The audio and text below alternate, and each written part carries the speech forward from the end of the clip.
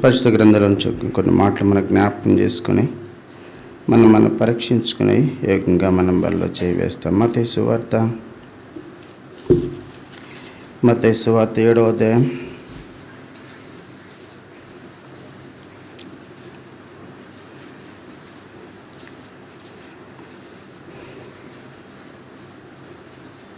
మత్తయి సువార్త 7వ అధ్యాయం 21వ వచనం.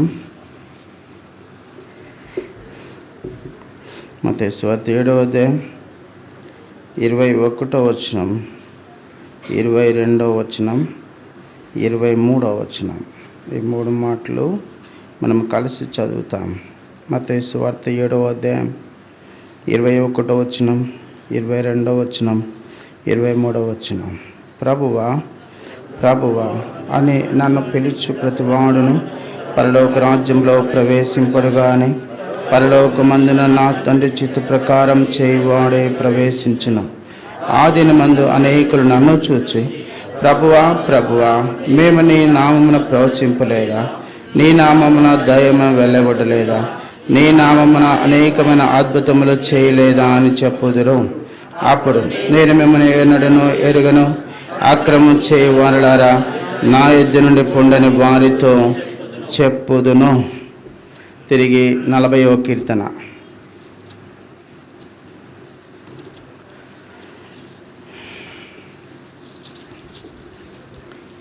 40వ కీర్తన 8వ వచనం. 40వ కీర్తన 8వ వచనం అందరం కలిసి చదువుతాం. నా దేవా, నీ చిత్తము నెరవేర్చుట నాకు సంతోషం, నీ ధర్మశాస్త్రమున ఆంతర్యములోనున్నది. చివరిగా 1 కొరింథీయుల రాసిన పత్రిక 11వ అధ్యాయం 28వ వచనం.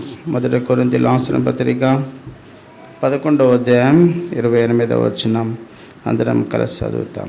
కాబట్టి ప్రతి మనుషుడు తను తాను పరీక్షించుకొనవలెను, అలాగు చేసి ఆ రొట్టెను తిని ఆ పాత్రలోనిది త్రాగవలెను. చదువుకున్న లేఖన భాగం దేవుడు మన కొరకాయి దీవించి మనతో మాట్లాడి చిన్న మాట ప్రార్థన చేస్తాం. ప్రేమగల తండ్రి, బ్రహ్మసారిని స్తుతిస్తుంటున్నాం. ప్రభువైన యేసుక్రీస్తు వారి యొక్క ప్రశస్తమైన నామములో మీ సన్నిధికి వస్తుంటున్నాం. మీకు అపారమైన ప్రేమను బట్టి, శాశ్వతమైన ప్రేమను బట్టి, మారని ప్రేమను బట్టి మీకు స్తోత్రాలు చెల్లిస్తున్నాం. మీరు పరిశుద్ధుడు, అందుకొరకై నేను కూడా పరిశుద్ధుడిగా ఉండవలనని మీరు కోరి, నా కొరకై మీరు చేసిన త్యాగములో మీరు నన్ను కూడా ఈమిడ్చి మీరు నన్ను కూడా పరిశుద్ధునిగా చేసినందుకై మీకు స్తోత్రాలు చెల్లిస్తుంటున్నాం. ఆ విధంగా తండ్రి మీరు ఇచ్చిన సంఘం ఆ సహవాసం మీకు మరోసారి మేము స్తుతిస్తూ ఈ దినం మీకు బలలో చేవేక మనపో మమ్మల్ని పరీక్షించుకోవాలని మీరు కోరి మీరు మమ్మల్ని తీసుకొచ్చిన లేఖన భాగాలు బట్టి స్తుతిస్తున్నాం. వాటితో మీరు మాతో మాట్లాడుతూరండి, మమ్మల్ని మీరు దర్శిస్తురండి, సంధిస్తురండి. లోబడే హృదయాన్ని మీరు మాకు అనుగ్రహించండి. మీ యొక్క మాటలు కింద వచ్చే వేగి వాటిని ప్రకారం మేము సరిచేసుకొని ఏకంగా బలిలో వచ్చే వీటికే మీరు కృప చూపించండి. బలహీన నన్ను ఒకసారి జ్ఞాపకం చేసుకోండి. నా మాటలు ఏది కూడా పనికిరానివి, నాలో ఉన్న సమస్తాన్ని లయపరచి ఆ హృదయమంతటిని మీరు కాలో చేసి మీ యొక్క మాటలతో మీరు నింపి మీ యొక్క మాటల ద్వారానే ఇర్మీయా గ్రంథం 1వ అధ్యాయం 9వ వచనం ప్రకారం వాగ్దానం సంపూర్తిగా నెరవేర్చి మరొకసారి మీ కమలం రక్త ప్రోక్షణ తీసుకొని వస్తుండగా మీరే కరుణించి కనికరించి కృప చూపించి కడిగే పరిశుద్ధపరచి ఆ విధంగా మీ కొరకు అర్హమైన పాత్రగా ఉండే నిమిత్తమై మీరే బలపరచవలసిందిగా ప్రార్థిస్తూ మీరు తండ్రి మీ సన్నిధికి మీరు మమ్మల్ని తీసుకొని వచ్చారు. ఆ మీకు ఉద్దేశం సంపూర్ణంగా నెరవేర్చబడ్డాన్ని మీరు మీ కృప చూపించవలసిందిగా ప్రార్థిస్తూ బలైన నన్ను మరొకసారి మీరు జ్ఞాపకం చేసుకోవాల్సిందిగా ప్రార్థిస్తూ యేసుక్రీస్తు వారి యొక్క ప్రశస్తమైన నామంలో ప్రార్థించి వేడుకొంచున్నాము తండ్రి, ఆమేన్. దయచేసి కూర్చుండి. చదువుకున్న ఈ లేఖన బాగా మనమందరం దాదాపు అందరం వచ్చిన దగ్గర నుంచి మనం ఎరుగుతూ వస్తున్న వాక్య భాగములు.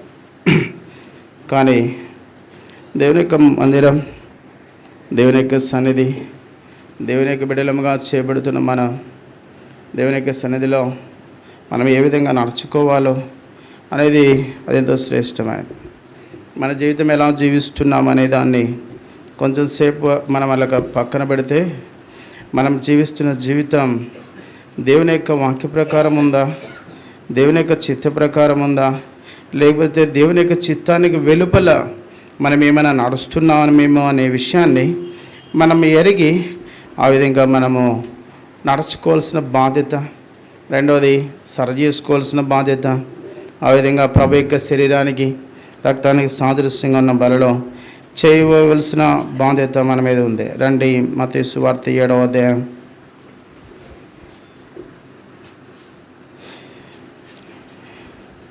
మత్తయి సువార్త 7వ అధ్యాయం 21వ వచనం. ప్రభువా ప్రభువా ఆయన నన్ను పిలుచు ప్రతివాడును పరలోక రాజ్యంలో ప్రవేశింపడు గాని పరలోకమందున నా తండ్రి చిత్త ప్రకారము చేయువాడే ప్రవేశించును. 23వ వచనం. అప్పుడు నేను మిమ్మను ఎన్నడూ ఎరుగను, అక్రమము చేయువారులారా నా యొద్ద నుండి పొండని వారితో చెప్పుదును. ఇక్కడ 2 విషయాలు మనం గమనిస్తాం. ఒకటి దేవుని యొక్క చిత్తం, రెండవది అక్రమం. దేవుని చిత్తం ఏంటి, అక్రమం ఏంటి? ఇప్పుడు ఏదైతే దేవుని చిత్తం అనుకుంటూ వీరు చేస్తూ వస్తున్నారో అది ఏం కాదని చెబుతున్నారు ప్రభు. ఇక్కడ యేసు ప్రభువే స్వయాన చెప్పబడుతూ వస్తున్న మాటలేవి.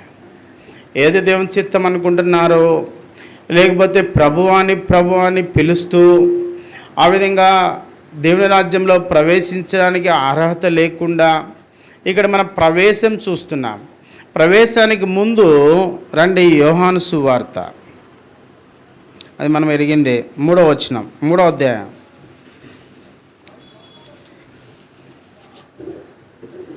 యోహాను సువార్త 3వ అధ్యాయం 3వ వచనం.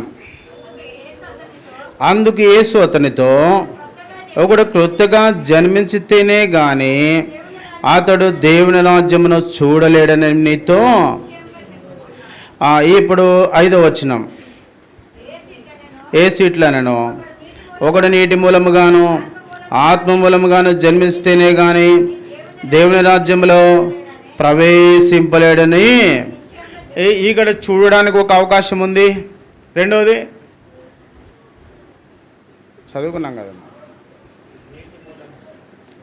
ఒకటి దేవుని రాజ్యమును చూడొచ్చు, రెండవది చూడటం వేరే, ప్రవేశించడం. ఈ వీధిలో చాలామంది యెరూషలేము ప్రార్థన మందిరాన్ని చూస్తుంటారు, కానీ ప్రవేశిస్తారు, అందరూ ప్రవేశించరు. ఎందుకని?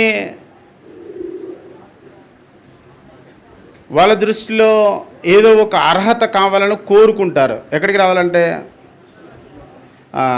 అంటే క్రైస్తవులు మాత్రమే చర్చిలోకి వెళతారనేది ఒక అభిప్రాయం. కానీ ఇక్కడ చర్చిలోకి అందరూ ప్రవేశించవచ్చు అనేది ఎప్పుడు తెలుస్తుంది? వాళ్ళు క్రైస్తవులు అయితేనే మేము వెళ్ళగలం అనుకుంటేనే తెలుస్తుంది. అంతకుమించి తెలుస్తుందా? తెలియదా? అందరు చూడడం అందరికీ తెలుసు, కానీ ప్రవేశించడం అందరికీ అంటే దానికి ఒక అర్హత ఉంది. దానికి ఏముంది? అర్హత ఉంది. కానీ భూమి మీద పుట్టిన ప్రతి వానికి కూడా ఆ అర్హత సంపాదించుకోవడానికి ఒక అవకాశం ఉంది. అవకాశాన్ని సద్వినియోగం చేసుకున్న వ్యక్తి ఏమో స్టెప్ ఇన్, మిగతా వాళ్ళందరూ స్టెప్ అవుట్ కాదు, వాళ్ళు అవుటే. అంటే స్టెప్ అవుట్ అంటే మళ్ళీ లోపలికి వేసిన వాడే బయటికి పోవాలా. వాడు అసలు లోపలికి వేయలేదు కదా, అందుకని వాడు ఎక్కడ ఉంటున్నాడు? బయటే ఉంటున్నాడు. అందుకని మన జీవితంలో 2 విషయాలు. ఇప్పుడు దేవుని రాజ్యం చూడడం, ప్రవేశించడం. ఇప్పుడు చూడడానికి మనం అందరం అర్హులమేనా అంటే అర్హులమా కాదా? మరి ప్రవేశించడానికి అర్హులమే. ఎందుకంటే మనము ఏం చేస్తున్నామో అది దేవుని చిత్తం అనుకుంటే అర్హులం అనుకోవచ్చు. ఇప్పుడు ఏం చేయాలో తెలియకుండా చేస్తున్నదే దేవుని చిత్తం అయితే అర్హులం అనుకున్నంత మాత్రాన ప్రవేశించడానికి ఉందా? లేదు. మరి ఏది దేవుని చిత్తం? మన ఇష్టాన్ని చేయడం దేవుని చిత్తం కాదు. అలా చేసే పని అయితే చేసుకున్న చిత్తాన్ని చేసే ప్రతివాడు కూడా ఎక్కడికి వెళ్ళాలి? ఇప్పుడు అలా వెళ్ళే పని అయితే ఈ బాధలు ఎందుకు, ఏ కసరత్తులు ఎందుకు, ఏ శ్రమలు ఎందుకు, ఈ మందిరానికి రావడం ఎందుకు, ఏ ప్రార్థనలు ఏంటి, ఈ ఆరాధన ఏంటి, గంటల గంటలు కూర్చొని అందరి సార్ తిట్టించుకోవాల్సిన అవసరం ఏంటి అంటే ఏం లేదు. అందుకని పరలోక రాజ్యం యొక్క ప్రవేశం అంత సామాన్యమైనది కాదు అనే విషయాన్ని ఎరుగదు కాబట్టి నేను కూడా చేరియుందు అచ్చట అనుకోవడంలో సమంజసం. అది ఇదేం తప్పు కాదు. ఎందుకంటే మనమే ఎంచుకుంటున్నాం దేనికి. అదే సరే, ఇప్పుడు మనం బాగా అనుకుందామా? రండి. దేవుని యొక్క చిత్త ప్రకారం చేయువాడే. ఇప్పుడు వాళ్ళు ఏం చెప్తున్నారో చూద్దాం రండి. 22వ వచనం. ఆ దినమందు అనేకులు నన్ను చూచి, ప్రభువా ప్రభువా, మేము నీ నామమున ప్రవచిస్తున్నాము, నీ నామాన దెయ్యాలు కొడుతున్నాము, నీ నామమున అనేకమైన అద్భుత కార్యములు చెయ్యలేదా అని చెప్పుదురు. అప్పుడు నేను మిమ్మును ఎన్నడూను ఎరుగను, అక్రమము చేయవారలారా, నా ఎదురు నుండి పొండని వారితో చెప్పుదును. ఇది ఎవరు చెప్పిన మాట? ఇది ప్రభువే చెప్పిన మాట. ఇప్పుడు ప్రవచించటం అక్రమమా క్రమమా? ఏంటండి? క్రమమైతే ఈ 3 మేము చేశాము కదా అని అన్నప్పుడు ప్రభు ఏమనాలి? అనాలి. ఇప్పుడు ఏమంటున్నాడు? మరి అక్రమము, ఇది ప్రవచించడం అక్రమంగా ఉంది. రెండోది దెయ్యాలు వెలగడం అక్రమంగా ఉంది. అద్భుత కార్యములు చేయడం కూడా. మీరు అక్రమం చేయవారులారా, నా దగ్గర నుంచి వెళ్ళిపోండి, ఈ 3 చేశానని మీరు నా దగ్గరకు వచ్చారు, ఈ 3 క్రమమా అని అడిగినప్పుడు ప్రభు వాళ్ళు ఏం చెప్పాడు? నా దగ్గర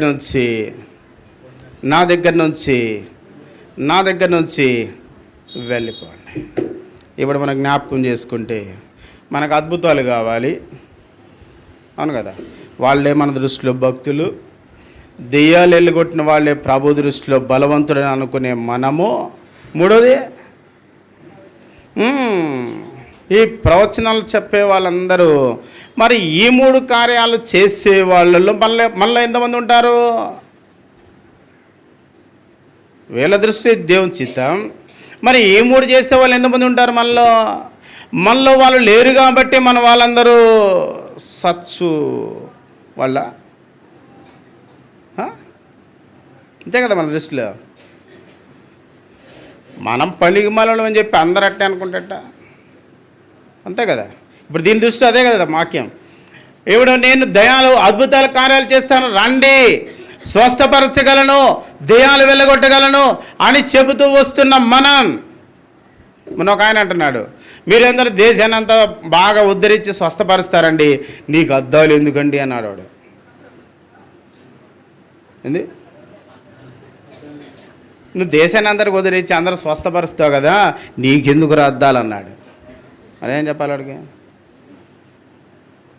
ఏం చెప్పాలి? తప్పే కదా అది. మరి నేను అందరినీ స్వస్థపరుస్తాను, రాండి స్వస్థ గుడికి పెడితే నువ్వు అద్దాలు పెట్టి బైబిల్ చదువుతుంటే ఏం స్వస్థ గుడికి అంటే అది అంటే విమర్శ కాదు. ఒక అన్యుడు వచ్చి దేవుని ప్రజలు ఇలా ఉంటారు అంటే మీరు అలా ఉన్నప్పుడు ఇలా ఎందుకండి అని అడిగినప్పుడు సమాధానం ఏముంది? ఉందా? లేదు, నేను అద్దాలు తీసేసుకు చదువుతానని చెప్పి ఇటు పెట్టుకున్నంత మాత్రం స్వస్థ కూడిక జరుగుద్దా? అది కాదు. ఏది క్రమం, ఏది అక్రమం అది మనకు తెలియకపోతే పరలోక రాజ్యమును గురించిన పట్టింపు మనకు ఉందా లేదా? లేదు. ఇక సామాన్యంగా మన జీవితాన్ని మనం ఇలా కొనసాగించడానికి దేవుని చిత్తంతో పని లేదు, మందిరానికి రావాల్సిన పని లేదు, వారకుడికి రావాల్సిన పని లేదు. వచ్చినప్పుడు మనం కూర్చుంటే సరిపోతుంది అని అనుకుంటే ఇదంతా దేవుని చిత్తమేనా? ఇలాంటి మనమేనా దేవుని రాజ్యానికి వెళ్ళాల్సింది? ఇంతేనా, ఇంకేమైనా ఉందా? మన చిత్తాలు దేవుని చిత్తం కాదు. మన చిత్తం ఏంటి అంటే మనం అనుకున్నవి మనకు నెరవేరటమే మన చిత్తం. ఈ చిత్తమే దేవుడి చిత్తంగా మార్చుకుంటే అది మంచిది. కానీ దేవుడి చిత్తాన్ని మన చిత్తంగా మార్చుకోవాలంటే మరి దేవుడు లాంటిగా మనం కూడా మారాలిగా. మరి మారాలా లేదా?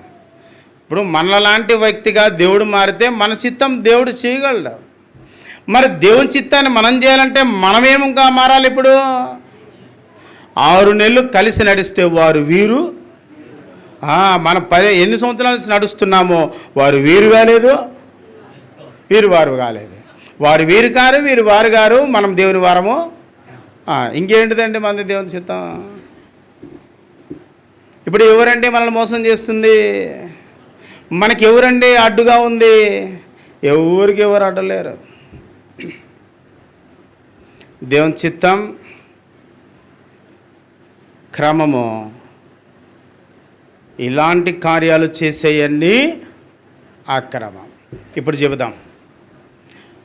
మనము ఏదైతే దేవుని యొక్క మందిరములో, ఏదైతే దేవుని యొక్క సన్నిధి, ఏదైతే దేవుని యొక్క ప్రభావం, ఏదైతే దేవుని యొక్క వాక్యం, ఏదైతే దేవుని యొక్క సన్నిధిలో మనము గడిపే సమయం, ఆరాధన, ప్రార్థన, ఇవన్నీ కూడా దేవుని యొక్క చిత్తానుసారంగా జరిగించకపోతే ఇక దానికి మించి ఏది చేసినా కూడా అది దేనితో సరి సమానం? అక్రమము. ఏంటిది? అక్రమం. మరి ఇప్పుడు చెబుదాం, ఆరాధన చేయటం అక్రమమా సక్రమమా? ఆరాధన చేయటం సక్రమమా అక్రమమా? సక్రమం. వారకోడికలకి ఎగ్గొట్టడం సక్రమమా అక్రమమా? ఎగ్గొట్టి కూడా ఆరాధనకి రావడం సక్రమమా అక్రమమా? ఏంటదండి? మరి ఇంకేం లేదని దేవుని చిత్తం మనకు తెలిసింది. ఏం దేవుని చిత్తం అంటే మనకు తెలిసింది? దేవుని చిత్త ప్రకారమే అని నోటికి వచ్చినట్టు మాట్లాడి బూతులు తిట్టి దేవుడి చిత్తం అండి వాళ్ళని తిడతాం కూడా. దేనంటండి? అందుకే దావీదు మహారాజు అన్నాడు, దేవా నీ చిత్తం నెరవేర్చుట నాకు నా సంతోషం ఏంటి అంటే నీ చిత్తమే నా సంతోషం. ఏ దేవుని చిత్తం? ఎందుకు మనకి నిర్లక్ష్యం? ఎందుకు మనం దేవుని రాజ్యంలో ప్రవేశించాలనే ఒక ఆశ మన జీవితంలో లేదు అంటే ఎట్ట బతికినా పోతామనే ఒక ఆలోచనేనా? ఎట్ట బతికినా దేవుడు తీసుకుంటాడనే? నెవర్. అది జరగని పని. ఎందుకు అంటే బుద్ధిహీనులు, బుద్ధి కలిగిన వాళ్ళు కలిసి జీవిస్తూ వచ్చారు. ఏం చేస్తూ వచ్చారు? చూడండి, ఒక్క మాట చూసి మళ్ళీ ఇక్కడ వస్తాం. ఏది దేవుని చిత్తం, ఏది అక్రమము, ఏది క్రమం? మన ఇష్టాన్ని మనం చేసేది క్రమం కాదు. దేవుని యొక్క చిత్తం ఏదో ఎరగకపోతే అంత అక్రమమే. రండి, మత్తయి సువార్త 25వ అధ్యాయం.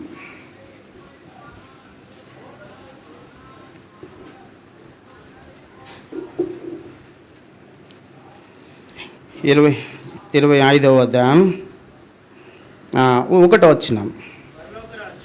పరలోక రాజ్యం తమ దివిటీలు పట్టుకొని పెండ్లి కుమారుడికి ఎదుర్కొనుటకై బయలుదేరిన. ఇక్కడ ఎంతమంది పరలోక రాజ్యం ఎదుర్కోవడానికి బయలుదేరారు? 10 మంది. వాళ్ళ అర్హతలు ఏంటో 2వ వచనం. ఇప్పుడు బుద్ధి లేని వాళ్ళు కూడా పోవాలనుకోవటం తప్ప రైటా? దీని ప్రకారం తప్ప రైట్ అండి? బుద్ధి లేని వాళ్ళు మీరు పోలేరా అండి అని చెప్తే వింటారండి వాళ్ళు? వినరు. నీకు బుద్ధి నాకు లేనంత మాత్రం నేను పోలేనా? వీళ్ళ అర్హతలు ఏంటి అంటే ఒకడికి బుద్ధి లేదు, ఒకడికి బుద్ధి ఉంది. కానీ బుద్ధి లేని వాళ్ళు, బుద్ధి కలిగిన వాళ్ళు ఇద్దరు ఎక్కడ పోవాలనుకున్నారు? మేము మీకు ఏమాత్రం తగ్గేదే లేదు. ఎందుకంటే ఏంటిది నీకుండేది నాకు లేనిది? ఏంటిది నీకుండేది? బుద్ధి. నాకు లేనిది మిగతా అన్ని సేమ్ టు సేమ్. మిగతా అన్ని సేమ్ టు సేమ్. లేనిదేంది? ఒక్క బుద్ధి లేనంత మాత్రం పోలేము మేము. ఒక్క బుద్ధి లేకపోతే మేము పోలేమా? ఏది నువ్వు చెప్పేది? నిలబడు, నీ వరుస నువ్వు నించో, నా వరుస నేను నించుంటా. నువ్వేది నా చెప్పేది? నించో అనగానే మొత్తం నించున్నారు. ఏం చేశారు? తర్వాత ఏం చేశారు? బుద్ధి లేని వారు దివిటీలు పట్టుకొని తీసుకొని పోలేదు. బుద్ధి గలవారు ఇప్పుడు వీళ్ళిద్దరికి మధ్య ఉండే వ్యత్యాసం ఏంటంటే, ఇద్దరికి ఏమున్నాయి ఇక్కడ? దివిటీలు ఉన్నాయి. ఇద్దరికి ఏం లేవు?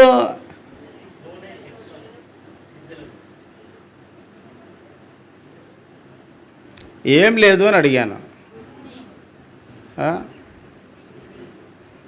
దివిటీలు ఇద్దరికి ఉన్నాయండి, సిద్ధులు 5గురికే ఉన్నాయి. చెప్పండి. ఇప్పుడు నూనె కూడా 5గురికే ఉంది. వీళ్ళకి లేకపోయినా ఉన్నట్టుగా నటిస్తూ ఉన్నారు. వీళ్ళు ఏం చేస్తున్నారు? ఇంకొకటి ఏంటంటే, వీళ్ళ ఆలోచన అక్కడికి పోయిన తర్వాత వీళ్ళు లేనప్పుడు ఇలాంట పడితే వాళ్ళే ఏం చేస్తారు? ఏం కాదులే, ఏమవుతుంది, సర్దుకుందాలే ఉంది. ఇప్పుడు బాగా ఎందుకు మళ్ళీ ఇప్పుడు మేము వెనకపోయి మళ్ళీ వచ్చి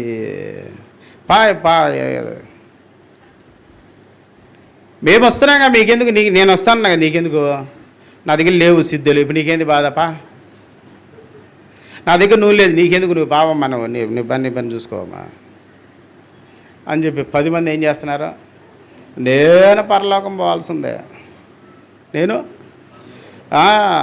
అని చెప్పి దీటీలు పట్టుకొని రండి. ఇక్కడ తర్వాత వచ్చిన చూద్దాం.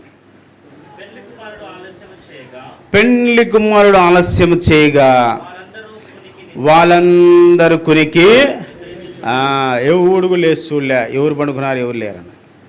అందరికి ఒకేసారి అన్నారు. ఏం చేశారు? మొత్తం ఎదరవే దివిటీలు ఉన్నాయి, పక్కన పెట్టుకున్నారు. వీళ్ళు సిద్ధుల్లో నూనె జాగ్రత్త పెట్టుకున్నారు. ఎందుకు అంటే, ఎదుర్కొనే సమయానికి నేను ఎక్కడికి పోయే అవకాశం నాకు లేదు కాబట్టి నేను సిద్ధపడి వచ్చాను.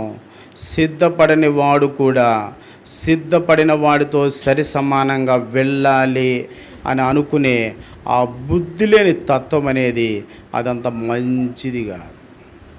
ఏంటిది మంచిది కాదు? ఉంది, వచ్చాడు, లేదు అయినా వచ్చా. నిన్ను వల్ల నీ పొరుగు అని ప్రేమించండి అని అంటే ఇప్పుడు ప్రేమిస్తారండి వాళ్ళు? రండి, తర్వాత వచ్చా.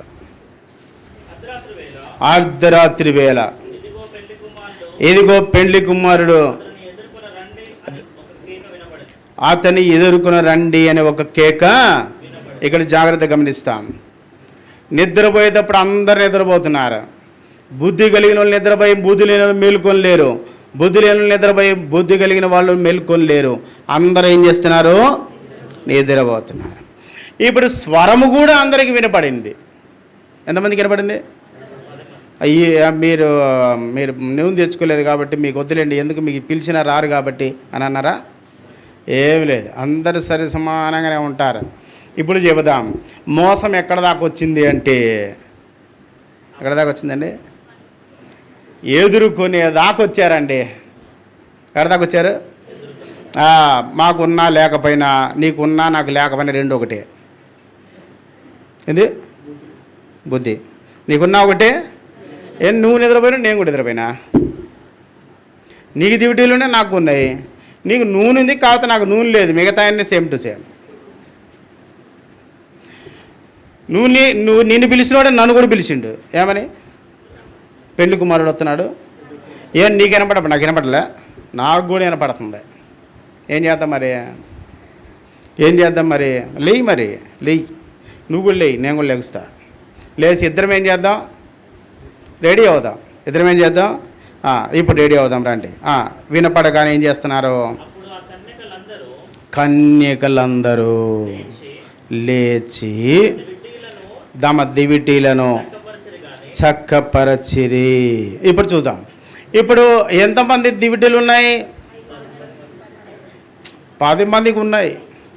10 మంది నిద్రపోయారు, 10 మంది లేచారు, 10 మంది విన్నారు, 10 మంది దివిటీలు ఏం చేస్తున్నారు? చక్కపరచిరి. ఇప్పటి వరకు బాగుందండి. ఇప్పుడు కథ అడ్డం ఎక్కడ తిరిగిందంటే ఇక్కడి నుంచి తిరుగుతుంది. రండి ఇప్పుడు చూద్దాం. బుద్ధి లేని ఆ కన్యకలు మా దివిటీలు ఆరిపోతున్నవి గనక మీ నూనెలో కొంచెము మాకియుడని అడిగిరి. ఇప్పుడు ఇక్కడ ఒకటి చూడండి. ఈ బుద్ధి లేని వాళ్ళు మొదట్లోనే ఎలిగించి చూసినప్పుడు కూడా ఎలగవు. అవి అప్పుడు ఎలగవు, ఇప్పుడు ఎలగవు. అందుకని వెలిగించలే. వీళ్ళు కూడా మేము వెలిగించుకోగలము. కారణం ఏంటంటే మా దగ్గర ఏముంది? నూనె ఉంది. మేము వెలిగించుకోగలం కాబట్టి ఎప్పుడు వెలిగినా ఎలక్కపోయినా మేము వెలిగించుకోగలం. వీళ్ళకి లేకపోయినా వీళ్ళ ధైర్యం చూసారా? వీళ్ళ ధైర్యం చూసారా?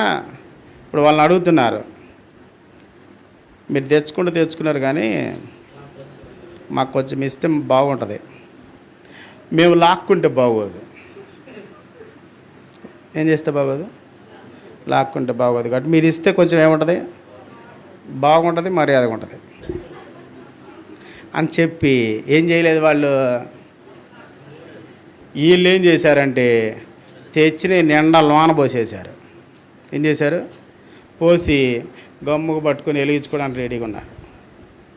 వీళ్ళు పాపం వెలిగించిన వాళ్ళు ఇప్పుడు ఒక్క మాట ఇక్కడ జ్ఞాపకం చేసుకుంటే, ఈ ఎలగలేని వాళ్ళు ముందు వెలిగించారా? ఈ బుద్ధి కలిగిన వాళ్ళు ముందు వెలిగించుంటారా?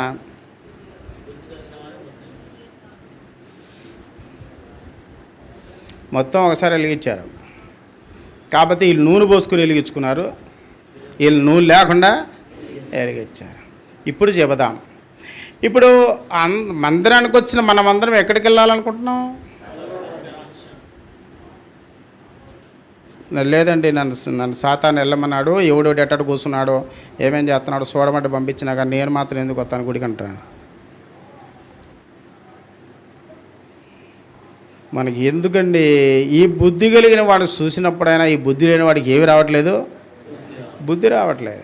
ఎందుకు రావట్లేదంటే వీడికి బుద్ధి రావాలన్న ఆలోచన వాడికి లేదు. ఒక్కరమ్మ ఎందుకు పుట్టావు అంటే సక్రంగా ఉండే వాళ్ళని ఎక్కిరించడానికి పుట్టానదంట. ఏంటిది? అర్థం కాదా? ఒక్కరమ్మ ఎందుకే నువ్వు పుట్టావు అని అడిగాడంట. అడిగితే సక్రంగా ఉండే వాళ్ళని ఎక్కిరించడానికి పుట్టాను అని చెప్పిందంట. అర్థమైందా కాలే? ఇంకా మనం అట్టనే ఉంటాం, ఇంక ఎంతకాలం ఉన్నా అట్టనే ఉంటాం. ఎందుకంటే మనకి లేనిదేంది? సక్రమం కాబట్టి. ఉండేదేంది? వక్రం కాబట్టి. ఇంకా సక్కంగా ఎక్కిరించుకు ఏం చేస్తామండి? ఇంకా ఏం చేస్తాం? ఇంకెట్ట మనం ఎక్కిరించుకోవడానికి మన దగ్గర లేదు కదా సక్రమైంది. ఈ బుద్ధి లేని వాళ్ళకి బుద్ధి కలిగినవాడు ఇదే అక్రమం, ఇదే క్రమం, రెండు కలిసే ఉంటున్నాయి. ఇది అక్రమం, ఇది క్రమం అని తెలుసుకునే ఆ అనే అక్షరము దేన్ని మారుస్తుంది? క్రమాన్ని మారుస్తుంది.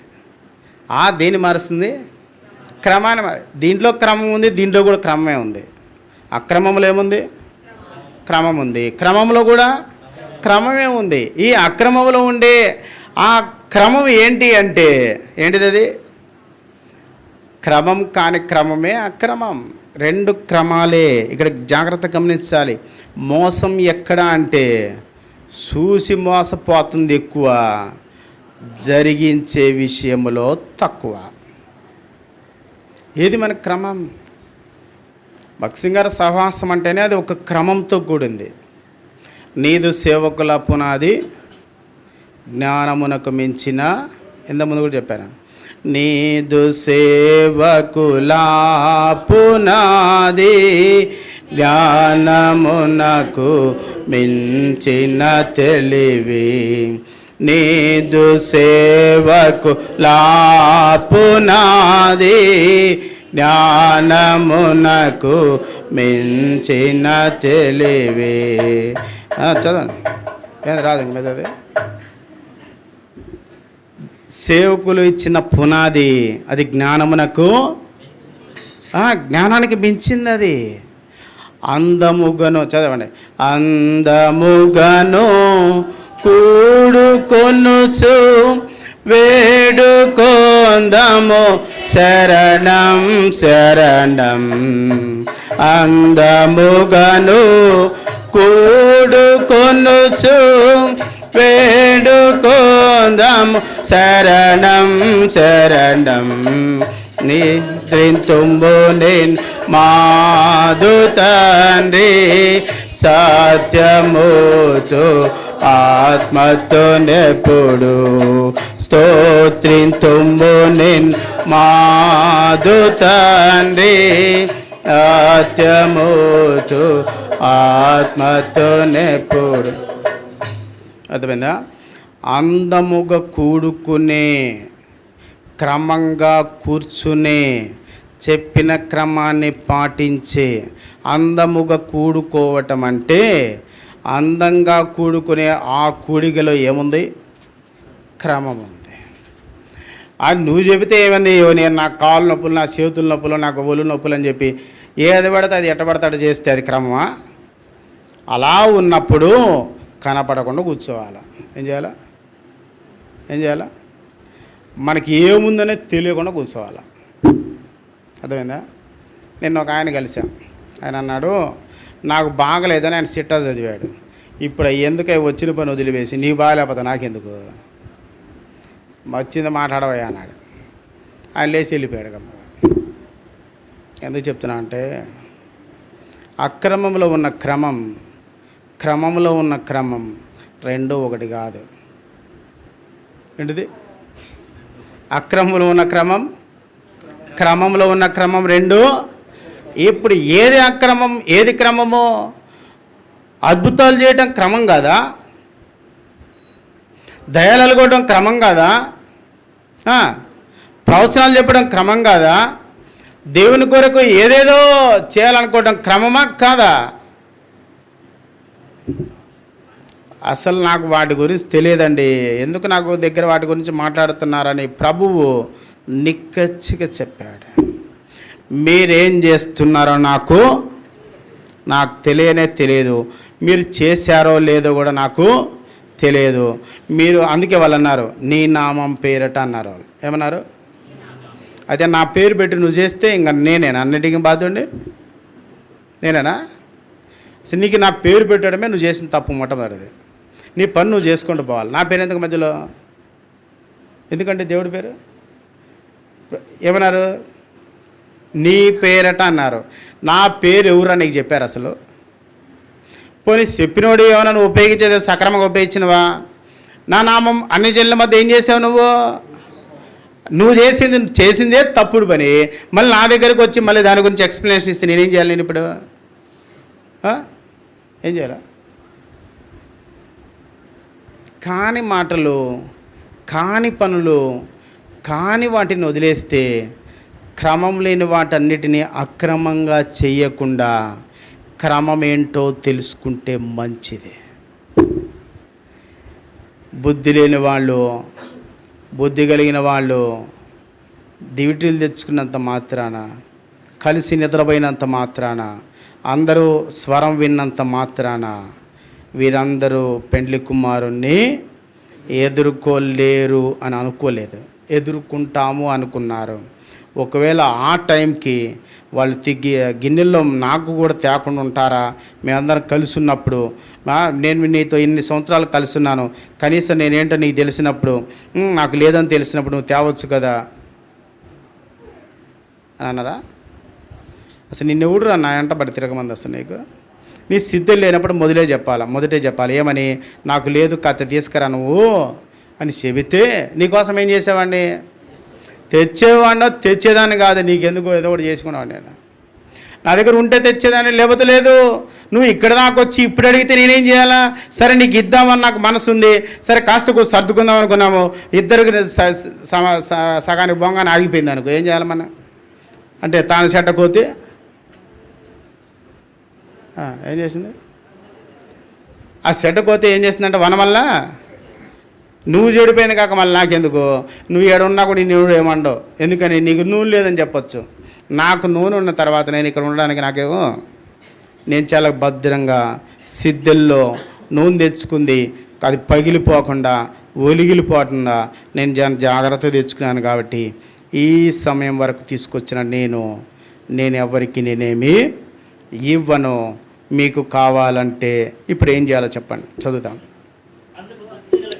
బుద్ధిగల కన్యకలో మాకును మీకును ఇది చాలదేమో, మీరు అమ్మవారి యొద్దకు వెళ్ళి కొనుక్కొనుడని. యాడుంటారు వాళ్ళు?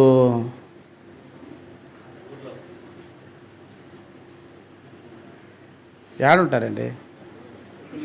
నేను కొనుక్కొచ్చింది ఆడనే కదా, నువ్వు కూడా ఆడ కొనుక్కొచ్చుకోవాలా. నువ్వు ఆడొదిలిపెట్టి ఏడకొచ్చి నన్ను అడిగితే నేనేం చేయాలా? నాకు తెలిసిన అడ్రస్ నీకు చెబుతున్నా. ఇప్పుడు నువ్వేం చేయాలి? ఇప్పుడు నువ్వు వచ్చే లోపల ఉంటే మాతో పాటు ఎక్కడికి వస్తావు? లోనకు వస్తావు. లేదానికి ఎక్కడ పోతావు? బయట ఉంటావు. నీకు నాకు ఎంత దూరం ఉంటుంది? తొలిపి అడ్డం. ఏంటిది? ఏం బయట ఉంటే ఏమవుతుందంటే ఉంటాం, కుదిరిద్దా?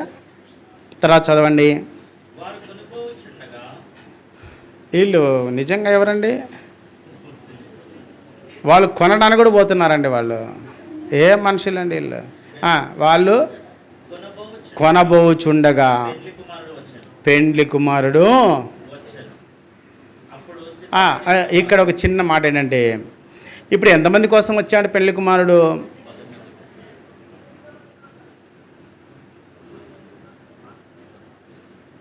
ఎంతమంది కోసం వచ్చారండి? 10 మంది కోసం వస్తే 10 మంది లోపలికి పోతారు కదా.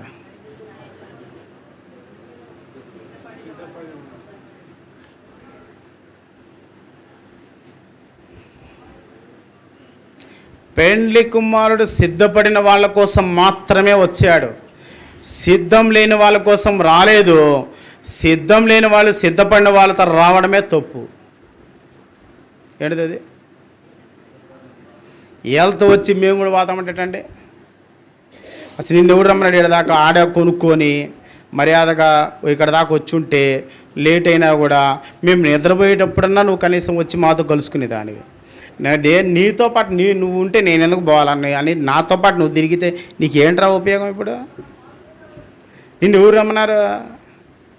కొనుక్కునే రావచ్చు కదా, ఒక అరగంట లేట్ అయినా కూడా. 10 నిమిషాలు లేట్ అవుద్ది, మమ్మల్ని ఉండమంటే మేము ఉంటాం కదా, మేము ఆల్రెడీ సిద్ధపడి వచ్చాం కదా. మేము సిద్ధపడేటప్పుడు నువ్వు ఊరకు కూర్చొని నేను సిద్ధపడి లేచి వచ్చేటప్పుడు నేను కూడా వస్తున్నానంటే దాని అర్థమైంది? మేము సిద్ధపడుతున్నాం. మేము సిద్ధపడేటప్పుడు మీరు ఏం చేశారు? ఏం చేశారండి? మీరు ఊరకనే ఉన్నారు. అందుకని మాతో పాటు మీరు ఏం చేయలేదు అంటే, సిద్ధపడేవాడు సిద్ధపడని వాడు ఈ రెండు వాటి మధ్యలో ఉండే ఆ సమయము, ఈ బుద్ధి లేని వాడేమో వ్యర్థం చేశాడు, బుద్ధి కలిగిన వాడేమో సిద్ధపడడానికి దాన్ని ఉపయోగించుకున్నాడు. ఇద్దరికి ఒకటే సమయం ఉంది, ఇద్దరికి ఒకటే పని, ఇద్దరికి ఒకటే ఆ జర్నీ, ఒకటే ప్రయాణము, ఇద్దరు చేయాల్సిన పని ఒకటే. ఆ ఇద్దరు కలిసి కూడి ప్రయాణం చేస్తూ ఉన్నందువల్ల ఏ మాత్రము నష్టం లేదు, కానీ ప్రవేశించే ప్రవేశంలో మాత్రం నష్టం ఉంది. ఇప్పుడు పెళ్లి కుమారుడు వచ్చిన తర్వాత ఏమన్నారు? ఇప్పుడు చదవండి.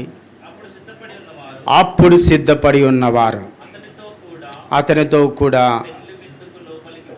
లోపలికి పోయిరి. అంతట తలుపు వేయబడెను. ఆ తరువాత తక్కిన కన్యకలు వచ్చి, అయ్యా అయ్యా అడుగగా అతడు మిమ్మును ఎరుగనని మీతో అక్కడ కూడా ఏమన్నాడు? మిమ్మును. ఇప్పుడు క్రమం ఏది? బుద్ధి గల కన్యకలు చేసింది క్రమం. ఇప్పుడు బుద్ధి లేని కన్యకలు చేసింది ఏంటి? అక్రమం. వీళ్ళందరూ ఎక్కడి నుంచి కలిసి ఉన్నారు? మొదటి నుంచి కలిసి ఉన్నారు. ఏం మోసం ఎక్కడంటే కలిసి ఉన్నామనే ఈ భ్రమలో సిద్ధపడిన తీరేంటో తెలుసుకోలేక, ఎలా సిద్ధపడాలో తెలియక, నేను కూడా సేరియుందు నాకు ఇచ్చడా అని చెప్పి వీళ్ళిద్దరూ కలిసి ప్రయాణం చేసి తీరా పెండ్లి కుమారుడు వచ్చేటప్పటికి లోనికి వెళ్ళడానికి అవకాశం లేకుండా ఉండేంత వరకు ఇద్దరు కలిసి ఏం చేశారు? ఇద్దరిది క్రమమే. ఇద్దరు క్రమంగానే ఉన్నారు. అక్రమంలో ఉన్న క్రమం వీళ్ళది, క్రమంలో ఉన్న క్రమము వీళ్ళది. ఇప్పుడు మోసం ఎక్కడండి?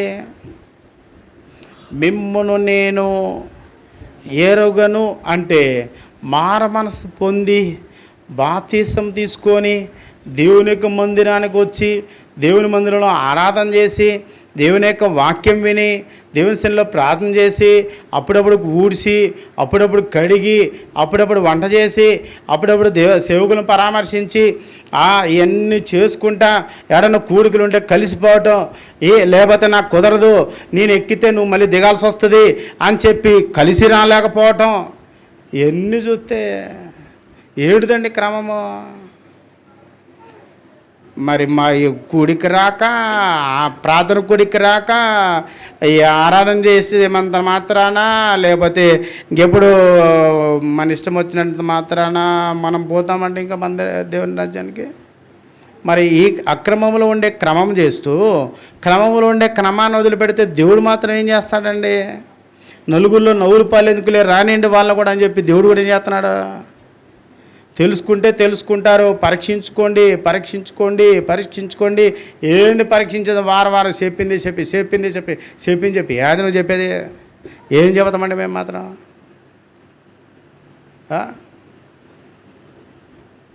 అప్పటి వరకు ఈ క్రమాన్ని పాటిస్తే మనం ఎక్కడికి పోతాము? లేదంటే మానుకొని బుద్ధి లేని నేను బుద్ధిని కలిగిన వాళ్ళతో కలిసి వెళ్ళడమా, లేదంటే బుద్ధి తెచ్చుకోవటమా? రెండే రెండు. ఇంకేమైనా ఉండదా? ఇంకేమలేదు. అందుకని దీని అంతటికి ఏం చేయాలంటే, ఇప్పుడు క్రమంగా మనం నడవాలంటే ఒకే ఒక్క పని అండి, వేరే ఏ పని అవసరంలా. రండి, మొదటి తెస్సలోనికీయులకు రాసిన పత్రిక. ఈ ఒక్క పని చేస్తే ఇంకా మనం దేవుని రాజ్యానికి వెళ్ళినట్టే.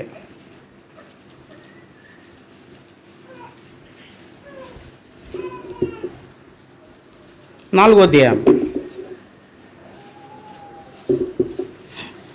4వ వచనం 5వ వచనం. మీలో ప్రతివాడును జాగ్రత్తగా వినండి, లేకపోతే కలిసి చదివితే మంచిదేమో అనిపిస్తుంది. చదవలేని వాళ్ళు వినండి, చదవగలిగిన వాళ్ళు కలిసి బిగ్గరగా చదువుతాం. మీలో ప్రతివాడును దేవుని ఎరుగని అన్ని జనుల వలె కామాభిలాష ఎందుకు కాక పరిశుద్ధత ఎందును ఘనత ఎందును తన ఘటమును ఎట్లు కాపాడుకొనవలెనో అది ఎరుగు ఉండడే దేవుని. ఎవరు ఘటాన్ని ఎవరు కాపాడాలండి? ఇప్పుడు ఎవరు ఘటాన్ని ఎవరు కాపాడతాలా? నేను రాకపోతే నన్ను పిలవద్దు. పిలవకుండా నువ్వు పోయినంత మాత్రం నువ్వు దేవుని రాజ్యం మాత్రమైంది. ఇంకా పొద్దుగూగులు ఇంక పిలుపులేనంటే పెళ్ళికి ఎన్నిసార్లు పిలుస్తారండి? పెళ్లి కార్డు ఇచ్చిన రోజు నుంచి పెళ్ళి జరిగిందాక పిలుస్తూనే ఉంటారంటే అండి. ఆ పిలిపించుకునేవాడికి ఉండాలా. ఆ పిలవలేదని చెప్పేవాళ్ళంటే సరే ఏం చేస్తాం, మా ఇంట్లో పెళ్లి కాబట్టి మేము పిలవాలి కాబట్టి పిలుస్తాడు. ఏం చేస్తాడు? పిలిపించడు. ఎందుకన్నా రోజు చెప్పేది నాకు చెప్పినా కదా ఒకసారి. నాకు మందిరంలో అనౌన్స్మెంట్ చేస్తే ఇంకా పెళ్ళి కార్డు కంటే ఎక్కువ. ఇంకా కార్డు లేదంటే ఇంకా అలిగితే ఏం చేస్తామండి మనం? ఇదేంటంటే మర్యాద లేని పనులు చేయటంలో మనకు మనమే సాటి కాబట్టి, మనకి ఇంకెవడు వేరేవాడు సాటి లేడు కాబట్టి మన ఘటాలను మనం ఎట్ట కాపాడుకోవాలో తెలియడం లేదు. ఏంటిది? తన ఘటాన్ని ఎట్ట కాపాడుకోవాలని ఎవడికి తెలియాలి? ఎవడికి వాడికే తెలియాలి. నేను చెప్పేది ఏంటంటే నీకు, నువ్వు చెప్పేది ఏంటంటే నాకు, మనకు మనం ఎందుకు చెప్పుకోవాలి? ఎవడి ఘట్టాన్ని వాడు పరిశుద్ధత విషయంలో ఒళ్ళు జాగ్రత్తగా పెట్టుకుంటే అది క్రమంగా నడవడానికి ఉపయోగపడుతుంది. ఒళ్ళు అజాగ్రత్తగా పెడితే అక్రమంగా నడుస్తున్నామని తెలుస్తుంది. ఎవడికి ఎవడు పెద్ద కాదు, ఎవడికి ఎవడు చిన్న కాదు. అర్థమైందా? భక్సింగ్ గారు, దేవుని దృష్టిలో అందరూ సమానమే. రెండవది, అందరూ ప్రశస్తమైన వారే. ఎవరు వాళ్ళు? దేవుని బిడ్డలు మాత్రమే. అది గుర్తుపెట్టుకోవాలి. మనం ఏమనుకుంటున్నాము? మేము కూడా సమానం అంటున్నాం, కానీ మనం దేవుని బిడ్డలమని అంటంలే. ఎందుకు అంటం లేదంటే మనం అందరితో సమానం ఎంచుకోం కాబట్టి అనలేము. అంతేనా? ఎవరికి ఎవరు ఉండరు ఇక్కడ మన ఘటాన్ని. అందుకే అక్కడ రాసింది, తన ఘటమును ఎట్లు కాపాడుకొనవలెను. తెలుస్తుందా? వాళ్ళు తెలుస్తుందా లేదా? ఘటం అంటే ఏంటి ఇక్కడ? ఏంటిదండి? మన శరీరమేనండి మన ఘటము. మన ఘటాన్ని పరిశుద్ధంగా పరపక్షమందుండు, చెప్పండి, పరపక్షమందుండు వాడు ఏం చేయకూడదంట? ఏలు పెట్టి చూపించకూడదంట. ఏం చేయకూడదు? పరపక్షమందుండు వాడు ఏలు పెట్టి ఎప్పుడు చూపిస్తారు?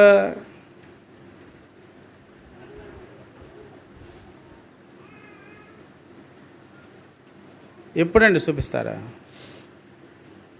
ఈ బుద్ధి లేని కనికలు వాళ్ళని అడిగినప్పుడు, మీకు నేను అప్పుడే చెప్పినారా నూనె తెచ్చుకోమని, మీకు ఏం చెప్పినా అర్థం కాదు, ఏడదాకా వచ్చి ఇప్పుడు మమ్మల్ని అడిగితే ఏం చేయాలి? మేము ఇవ్వలేమని చెప్పలేము, అలాగని ఇస్తామని కూడా చెప్పలేము. కాబట్టి మీరు ఏం చేయాలంటే ఇప్పుడు అమ్మే వాళ్ళ దగ్గరికి వెళ్ళి అప్పటిదాకా కొనుక్కోకుండా ప్రయాణం చేసిన వీళ్ళని ఏమనాలండి?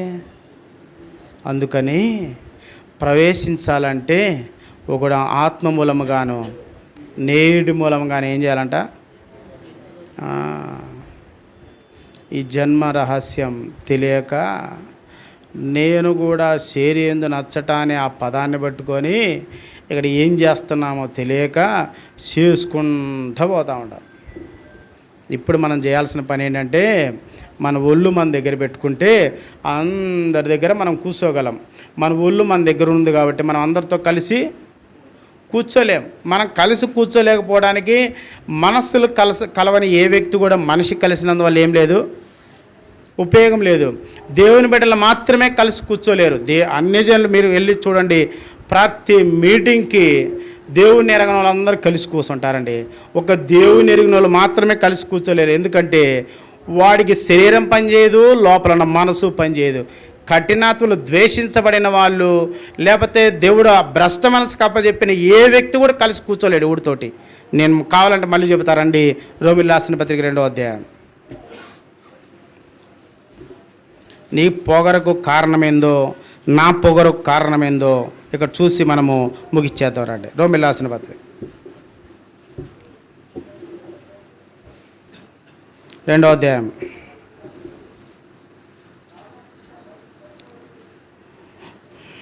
4వ వచనం 5వ వచనం. దేవుని అనుగ్రహం మారు మనసు పొందుటకు నిన్ను ప్రేరేపించుతున్న ఎరుగక ఆయన అనుగ్రహ ఐశ్వర్యమును, సహనమును, దీర్ఘశాంతమును తృణీకరించుదువా? నీ కాఠిన్యమును, మార్పు పొందని నీ హృదయమును అనుసరించి ఉగ్రత దినమందు, అనగా దేవుని న్యాయమైన తీర్పు బయలుపరచబడి దినమందు. ఇప్పుడు ఉగ్రత ఎవరంటే సమకూర్చేది మనకి?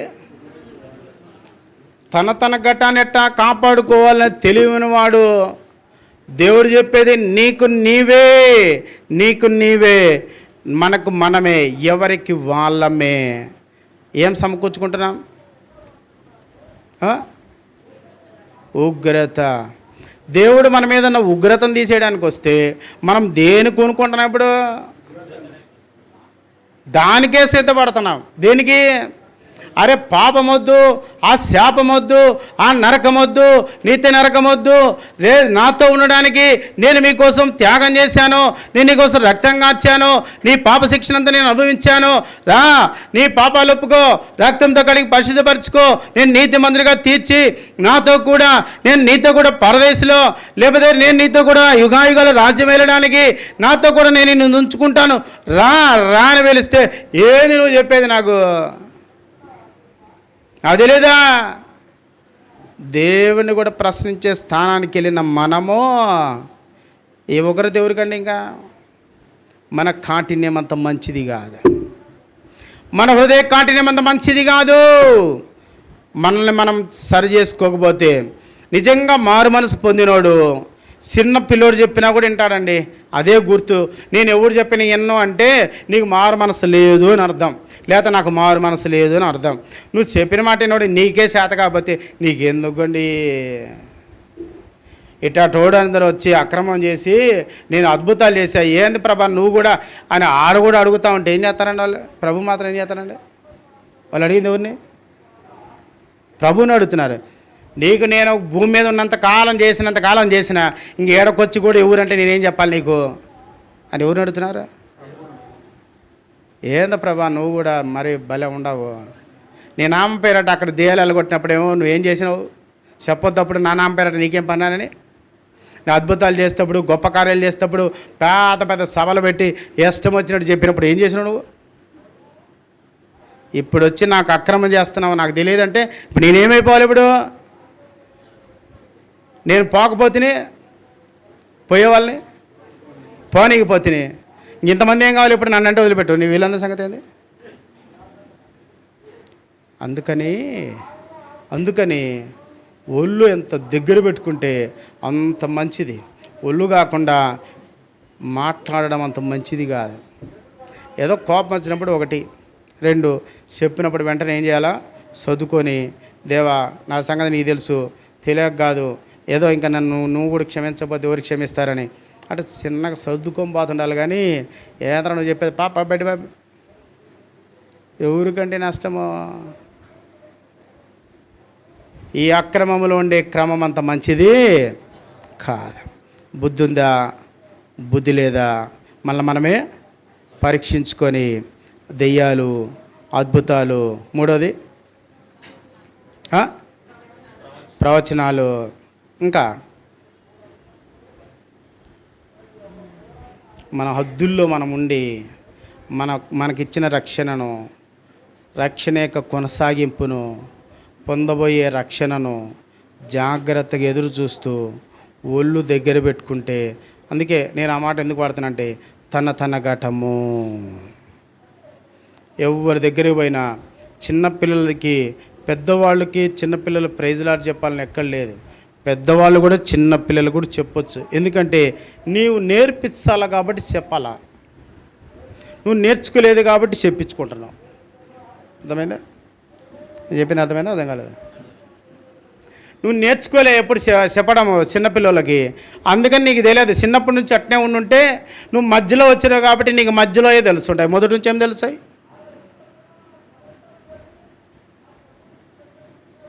మధ్యలో వచ్చినప్పుడు చిన్నప్పటి నుంచి చిన్నపిల్లలు కూడా నేర్పించాలంటే మనం చెప్పాలి. వాళ్ళకి తల్లిదండ్రులు కూడా పిల్లలకు ప్రైజ్లాడి చెప్పాలా. మా ప్రైజ్లాడని చెప్తే మా నాయన నాకు చెప్తుంది కాబట్టి నేను కూడా మా నాయనకి చెప్పాలని తెలుస్తుంది. మా అమ్మ నాకు చెబుతుంది కాబట్టి. దేవుని యొక్క పిల్లలు ఇళ్ళల్లో ఉండాల్సింది ఇది నేర్చుకుందాం. పెద్దవాళ్ళు చిన్నవాళ్ళు కాదు అక్కడ కావాల్సింది. మనము దినదినము దేవుని యొక్క సన్నిధిలో ఏం చేయాలి? నేర్చుకోవాలి. పిల్లలకు నేర్పించాలంటే మనం నేర్చుకుంటే నేర్పిస్తాం. మనం నేర్చుకోకుండా నిటారుగా నిల్చోనండి, వాడికి ఎంత పొగరండి, వీడికి ఎంత పొగరండి, దానికి ఎంత పొగరండి, అది ప్రేజలా చెప్పాలంటే నీకు పనికి మాలాడు కాబట్టి నీకెందుకు చెప్పాలి? అసలు వాళ్ళు కూడా అనుకుంటారు కదా, వీళ్ళకెందుకు చెప్పాలి నేనని. అట్ట అనుకోకూడదు. మనం మారు మనసు పొందాము, మనకు కఠినత్వం లేదు. అందుకే మన కఠినంగా ఉంటే మనం ఎక్కడ పోతామని చెప్పి రాసింది, ఉగ్రత. వద్దు, మనకి మార్చుకుంటాం. క్రమం ఏందో తెలుసుకుందాం, క్రమం ప్రకారం వెళ్దాం. బుద్ధి లేని వాళ్ళు, బుద్ధి కలిగిన వాళ్ళు కలిసి నడిచిన ఆ అనుభవం ఏదైతే ఉందో మార్చుకుంటాం. చిన్నపిల్లల్ని ప్రేమిస్తాం. చిన్నపిల్లల్ని ప్రేమించిన వాడే పెద్దవాళ్ళని కూడా ప్రేమించగలడు. చిన్నపిల్లల్ని ప్రేమించిన వాడు పెద్దవాళ్ళని ప్రేమించలేడు. మీకు తెలుసో తెలియదో? ఎందుకంటే 3 సంవత్సరాల వాడికి 30 సంవత్సరాల వాడికి వయసులో వ్యత్యాసం ఉంటుంది, కానీ మనుషుల్లో వ్యత్యాసము ఉండదు. వీడికి ఏం తెలియదో వాడికి అది తెలుసు. వాడికి అది తెలిసి అల్లాడిపోతున్నాడు, వీడు తెలియక అల్లాడిపోతున్నాడు. అర్థమైందా? వీడికి ఏం తెలియదు అంటే అబద్ధం మాట తెలియదు, వాడికి తెలుసు. ఏంటిది అది? అబద్ధం ఆట. ఈడు ఆడుతుంటే ఇంటే ఆడ్డాడు, వాడు ఆడతారా? ఆడ్డా. అప్పుడు వాడి ముందు ఏం చేయకూడదు? ఇంకా వాడేం చెప్తాడంటే ప్రైజులాడు చెప్తాడా చెప్పడా? ఎందుకు చెప్తున్నానంటే, చిన్నప్పటి నుంచి మందిరంలో ఉండే వాళ్ళ వైఖరి వేరుగా ఉంటుంది, మధ్యలో మందిరానికి వచ్చిన వాళ్ళ వైఖరి వేరుగా ఉంటుంది. అది కొంచెం తెలుసుకుంటే చాలా మంచిది. ఎందుకంటే నేను 10 సంవత్సరాల నుంచి వస్తున్నాను, లేదా ఒక 15 నుంచి వస్తున్నాను. నేను చిన్నప్పటి నుంచి ఉన్నాను, నాకు తెలుసు. కానీ తెలిసినంత మాత్రాన మనం పరిశుద్ధులం కాలేదు, తెలుసుకున్నంత మాత్రాన పరిశుద్ధులం కాలేదు. మన ఘట్టాన్ని మనం కాపాడుకుంటే మనం ఏమవుతామో పరిశుద్ధులం అవుతాం. చిన్నప్పటి నుంచే దేవుని యొక్క బిడ్డలకు మనం ఎట్టి పరిస్థితిలో మనం గుర్తుపెట్టుకోవాల్సిందంటే, పిల్లలకి ఏం జరుగుతుందో అది చెప్పొద్దు. మీరు పాపం చేస్తే ఏం జరుగుద్దో వాళ్ళకి చెప్పొద్దు, పాపం చేయొద్దనే చెప్పాలి, అంతే. ఎందుకంటే ఏం జరుగుద్దో చెబితే జరిగినప్పుడు చూద్దామంటాడు వాడు. అర్థమైందా? అందుకని మనం చేసినవి చెప్పకూడదు ఎవడికి. ఎందుకంటే ఎవరికి చెప్పాలంటే వాళ్ళకి చెబితే వాడు అట్టోళ్ళు ఉన్నప్పుడు వాడు మార్చుకుంటాడు. ఇటు బాగున్నోడికి కూడా నేను బాగా మంచివాడిని కాదని చెబితే వాడు దగ్గర అనేస్తారంటే, ఎందుకంటే వాడు అట్టోడు కానప్పుడు వాడి దగ్గర అనేడు. మనకి ఏం తెలియదంటే మనస్తత్వం తెలియదు. మనిషి తత్వము, మనస్తత్వము, మూర్తిమత్వము అన్నీ ఒకటి కాదు. ఫిలాసఫీ వేరే, సైకాలజీ వేరే. మన శరీరంగా మనం అన్నీ ఆలోచించగలం, అందరి గురించి ఆలోచించగలం, కానీ మానసికంగా అందరి గురించి మనం ఏం చేయలేము. ఎందుకంటే మన మనస్సు మంచిది కాదు కాబట్టి మనం మానసికంగా ఆలోచించలేము. ఏం కాదు మనం మనిషి మంచోళ్ళమే. మనం మంచిగా ఏంది, మనస్సు మంచిది కాదు కాబట్టి ప్రభు ఏం చెప్పాడు? కాలం సంపూర్ణమైనది, దేవుని రాజ్యం సమీపించింది కనుక ఈ మనసును ఏం చేయండి, మార్చుకోండి, మారిన మనసుతో మనుగడ కొనసాగించండి అని చెప్పాడు. మనం మనసు మార్చుకున్నట్టుగా మనుగడ కొనసాగిస్తున్నాం. ఏంటిది? ఈ బుద్ధిరేలు చేసింది అదే. మేము కూడా అనుకుంటా ఈ మనసు మారకుండానే వీళ్ళు ఏం చేస్తున్నారు, మనుగడ కొనసాగిస్తున్నాడు. మారిన మనస్సు కలిగిన వాడు మనుగడ కొనసాగిస్తున్నాడు. మనుగడైతే కొనసాగుతుంది, కానీ వీళ్ళకి మనసు మారింది, మారల. ఇక్కడే తేడా. అందుకని మనం ఎవడు కూర్చున్నాడు, ఎవడు నిద్రపోతున్నాడు, ఎవడు మేలుకున్నాడు, వాడు తిన్నాడా తినలేదా, వాడు ఏం చేస్తున్నాడు, గుడికి వచ్చాడా రాలేదు, ఇది కాదు.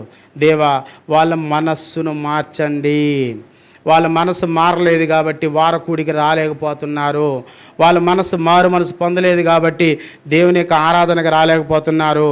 వాళ్ళకి మనసు మారలేదు కాబట్టి దూరంగా ఉండే కూడికలకు రాలేకపోతున్నారు. దేవుని ప్రజలతో కలిసి కూర్చోలేకపోతున్నారు, కలిసి కూడిక జరపలేకపోతున్నారు. ఒకటి ఇంటికి వస్తే ఒకడు రాలేకపోతున్నాడు. కారణం ఏంటంటే ఏం లేదు, మార మనసు లేదనే ప్రార్థన చేయండి. వాడు ఎటాటోడు ఇటు ఎటాటోడు అని చేయబాకండి. వాడు నీకెందుకు, వాడు ఎటాటోడైతే నీకు చెప్పినరా, వాడు ఎటాటోడు చెప్పమని చెప్పి. ఎందుకంటే మనకి ఆ బుద్ధి లేనివాడు బుద్ధి కలిగినవాడి గురించి ఆలోచించట్లేదు, బుద్ధి కలిగినవాడు బుద్ధి లేని గురించి ఏం చేయట్లేదు, ఆలోచించలేదు. కలిసిపోతున్నారు. పా నువ్వు పోతే నేను అందుకు రానని ఎదురు కలిసిపోతా ఉన్నారు. పోయి చివరికి పోయిన తర్వాత ఎక్కడికి మీరు వచ్చిందంటే నాకు తెలియదండి, మీరన్నీ బయటికి పోండి అన్న దాకా వచ్చారు. వద్దు, మార్చుకుంటాం. దేవుని యొక్క మందిరం పరిశుద్ధమైనది, దేవుని యొక్క వాక్యం పరిశుద్ధమైనది, దేవుని యొక్క సన్నిధి పరిశుద్ధమైనది, దేవుని యొక్క సన్నిధిలో మనం చేసే ప్రార్థన అన్నీ కూడా పరిశుద్ధంగా ఉండాలంటే మన ఘటాలను మనం ఏం చేయాలి? పరిశుద్ధంగా కాపాడుకోవాలి. పరిశుద్ధంగా కాపాడుకోవటం ఒకవేళ తెలియకపోతే ఇప్పుడు దేవుణ్ణి అడుగుదాం, దేవా నా ఘటాన్ని నేను కాపాడుకోవటం తెలియక అందరూ నేను అనుకున్నట్టుగానే నేనున్నట్టుగానే నేను పరిగిమ్మాలని అనుకుంటున్నా కాబట్టి అందరు అట్టనే అనుకుంటున్నాను. నేను నా మాట్లాడే చేత కాదని అందరూ మాట్లాడే చేత కాదనుకొని నేను మాట్లాడింది అందరూ మాట్లాడితే బాగుండని, నేను కూర్చున్న చోట కూర్చోవాలని, నేను లేమంటే లేయాలని, నేను పడుకోమంటే పడుకోవాలని, నేను ఇస్తే తీసుకోవాలని, ఇచ్చింది నువ్వు ఎందుకు ఇచ్చినవారో నేను అడగాలని ఇవన్నీ చేసి చేసి చేసి యాడికి రాలేకపోతున్నాను నేను. నీ రాజ్యానికి రావడానికి ఈ అడ్డమన్న సంగతి నాకు తెలియక నాకు నేనే అడ్డమయ్యాను. కాబట్టి అక్రమము చేసే వాళ్ళలో మీరు అద్భుతాలు చేసేవాడినే ఎంచారు, దేవాలయాలు కొట్టేవాడిని కూడా అక్రమం అంటే, ప్రవచనాలు చెప్పేవాడిని అక్రమం అంటే నాదేంది? ఇంకా నేను అద్భుతాలు ఎప్పుడైనా చేశానా? చేయలేదు. నాకు చేత కాదు, నేను చేయలేను. మనకెందుకండి అద్భుతాలు? చేసేవాళ్ళు చేస్తారు. చేసేవాళ్ళు ఎందుకు చేస్తున్నారు మనకేం తెలుసు? ఆయనలాగా మనం ఉండాలంటే పులిని చూసి నక్క వాత పెట్టుకున్నంత మాత్రం పులి వద్దండి. ఎందుకంటే మనకు పులి గురించి నక్కలాగా ఉంటే నక్కలాగానే ఉంటుంది. పులి గురించి చూసి వాతలు పెట్టుకోవడం ఎందుకండి? వాడెవడు అంటే వాడు తెలియక అట్టున్నాడు, మనం కూడా అట్టు ఉండకూడదు, మార్చుకుంటాం. మన ఘట్టాలు మనం ఏం చేద్దాం? కాపాడుకుందాం. మంచి దినములు చూరగోడు వాడు. నేను ముగిచేస్తాను. మంచి దినములు చదవండి ఆ మాట, యాకోబు రాసిన పత్రిక ఆ మాట చదవండి, ముగిచ్చేస్తాం.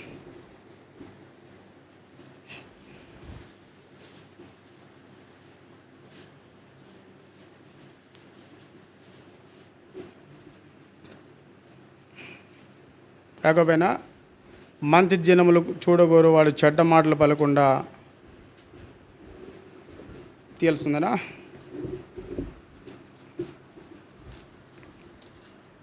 మీ గారు దొరికినా తీయండి, పర్లేదు, నేను చెప్పలేదని వదిలి గారు.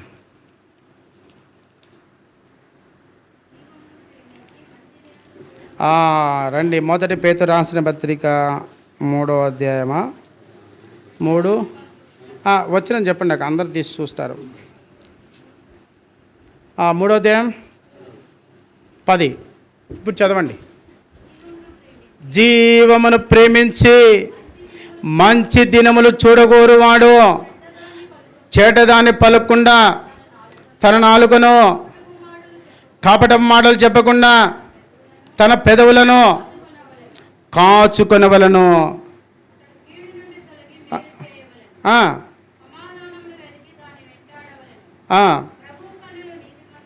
నీతిమంతుల మీదను ప్రార్థనల మీదను. ఇక్కడ మంచి దినాలు చూద్దాం. ఎప్పుడన్నా ఇక్కడ మనం కాపాడుకుంటే చూడవచ్చు. ఏంటిది అది? మంచి దినాలు చూడాలని అనుకుందాం మనం. దేవా నీ జీవాన్ని ప్రేమిస్తున్నాను, నా జీవం వద్దు. ఇది నేను 60 బతికినా 70 బతికినా 80 బతికినా నా జీవం ఏమొద్ది? ఇది ఇడిసిపెట్టే జీవం, ఇది నా జీవం వద్దు. ఎవరి జీవం కావాలి? నేను నీతో ఉండాలంటే నాకు నీ జీవం కావాలి. కాబట్టి నేను మంచి దినాలు చూడాలనుకుంటున్నా. ఎట్లాంటి దినాలు? మంచి దినాలు చూడాలంటే ఏం చేయాలంటే అండి, నాలుకను పెదవులు. ఇప్పుడు నాలుక పెదవులు వేరు ఎన్ని కిలోమీటర్లు ఉంటుందండి వాళ్ళది?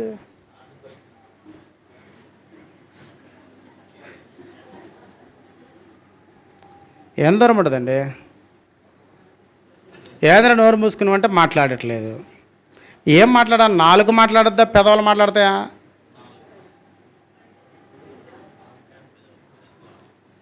ఆ ఇంటికి వెళ్ళిన తర్వాత చదవండి. ఇప్పుడు అది చదివి మళ్ళీ ఇంటికి వెళ్ళిన తర్వాత చదవండి. అసలు నా నాలుగుకి నా పెదాలకి తేడా అయిందని చదవండి. మళ్ళీ చదవండి. జీవమును ప్రేమించి మంచి దినములు చూడగోరువాడు చెడ్డదాన్ని పలకకుండా నాలుకను కపట మాటలు పలకకుండా. ఈ నాలుకేమో చెడ్డదాన్ని పలుకుతుంటుందంట, ఈ పెదాలకి ఏమొస్తాయంట? ఈ పలకకుండా నాలుకను, అందుకే అంటాడు దావీదు మహారాజు, నా నాలుక నా అంగిటిని అంటుకొనుడు కాక అంటాడు. ఏమంటాడు? నాలుక అంటూ బతుకుతానంటాడే. ఎందుకంటే అంత రోషం. దేవుడన్నా, దేవుని యొక్క మందిరం అన్నా, దేవుని యొక్క మాటలన్నా, తన ఘటాన్ని పరిశుద్ధంగా కాపాడుకోవడం కోసం దావీదు పడిన ప్రయాస అది సామాన్యమైనది కాదు. చివరి గ్రంథం వరకు వచ్చాడు దావీదు. ఎందుకంటే దావీదు అంత శ్రేష్టమైన వాడు. అందుకని నా ముఖ్య సంతోషం కంటే, ఏ సంతోషం కంటే?